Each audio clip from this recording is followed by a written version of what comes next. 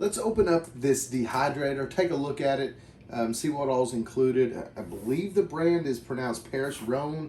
So yeah, I'll get this opened up, show you what all is here.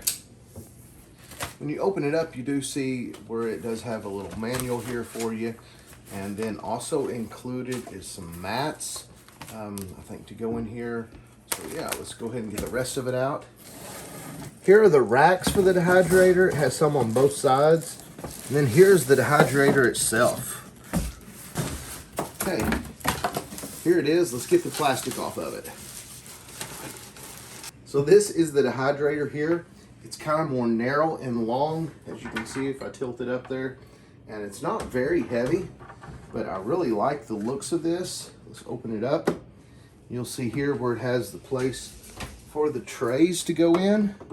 And there is a certain way that they go in here. That's upside down. There we go. These other pieces that come with it, you have to use them with a metal rack. So this just slides in here. This would be for something like fruit roll-ups, if you're going to make those. Or if you're just doing some dried fruit or something, you can use this and it will slide right on there. So yeah, that is pretty cool. Here it is loaded with all 6 racks, and you could do a lot of food drying here, whether it's fruits or meats. We like to make a lot of jerky, so I think this would be great for some jerky.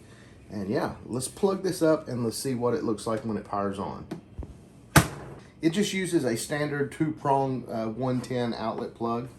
Okay, so this is how it powered on as soon as we plugged it up, but you can set your temperature on this if you want to. So if there's a specific temperature that you want to dry at, then you can definitely do that. So it looks like you can go down all the way down to 95 degrees, and then you can also set your time.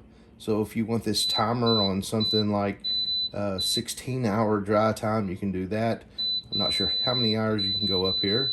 You can go all the way up to 72 hours of drying time, or you can just do it for 1 hour if you want to. And then to start it, you just hit the start button. Now while it's drying, if you open the door, it does keep running.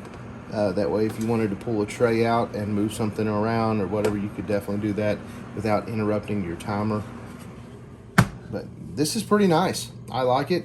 I think this works good for counter space because it doesn't take up too much space. We are actually loading this up now for our first drying of anything actually in it. So we made some jerky. We mixed up a seasoning and then set it on 158 degrees.